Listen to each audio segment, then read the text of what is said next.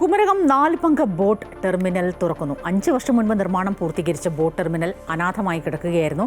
ടെർമിനലിന്റെ ഉദ്ഘാടനം ഇന്ന് മന്ത്രി VN വാസവൻ നിർവഹിക്കും. ടൂറിസം വകുപ്പ് 3.8 കോടി രൂപ ചെലവഴിച്ചാണ് കുമരകം 4 പങ്കിൽ ബോട്ട് ടെർമിനൽ നിർമ്മിച്ചത്. 2020 നിർമ്മാണം പൂർത്തീകരിച്ച ടെർമിനൽ കുമരകം പഞ്ചായത്തിന് കൈമാറി. എന്നാൽ അടിസ്ഥാന സൗകര്യങ്ങളോ വിനോദോപാധികളോ ഇല്ലാതിരുന്നതിനാൽ അധികം ആളുകൾ ഇവിടേക്ക് എത്തിയിരുന്നില്ല. തുടർന്ന് പഞ്ചായത്ത് ടെർമിനൽ സ്വകാര്യ വ്യക്തിക്ക് ലീസിന് നൽകുകയായിരുന്നു. 5 വർഷത്തേക്കാണ് കരാർ കാലാവധി. ടെർമിനലിൽ കയാക്കിംഗ്, സ്പീഡ് ബോട്ടിംഗ് അടക്കമുള്ള വിവിധ ജലവിനോദങ്ങൾ ഒരുക്കുവാനാണ് ലക്ഷ്യമിടുന്നതെന്ന് കരാർ എടുത്തിരിക്കുന്ന രാജേഷ് ബാബു പറഞ്ഞു.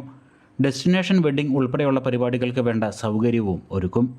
അവരവരുടെ ബഡ്ജറ്റിനനുസരിച്ചുള്ള രീതിയിൽ കായലിൻ്റെ സൈഡിൽ ഇപ്പോൾ പഞ്ചായത്തിൻ്റെ കയ്യിൽ നിന്ന് നമുക്ക് ഇപ്പോൾ 5 വർഷത്തേക്ക് കിട്ടിയിരിക്കുന്ന പ്രോപ്പർട്ടിയാണ്.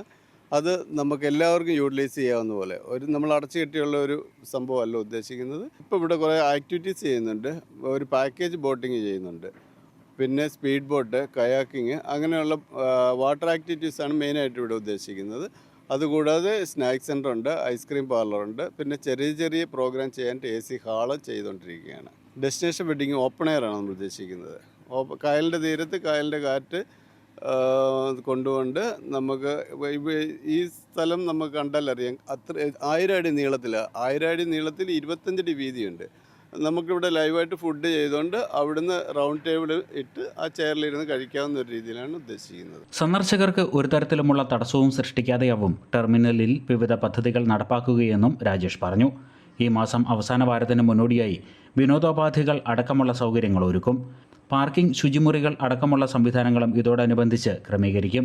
ടെർമിനലിൻ്റെ ഉദ്ഘാടനം മന്ത്രി VN വാസവൻ ഇന്ന് വൈകുന്നേരം നിർവഹിക്കും. നിർമ്മാണം പൂർത്തീകരിച്ച് 5 വർഷം പിന്നിടുമ്പോഴാണ് 4 പങ്ക് ബോട്ട് ടെർമിനലിന് ശാപമോക്ഷമാകുന്നത്. അമൃത ന്യൂസ്, കോട്ടയം.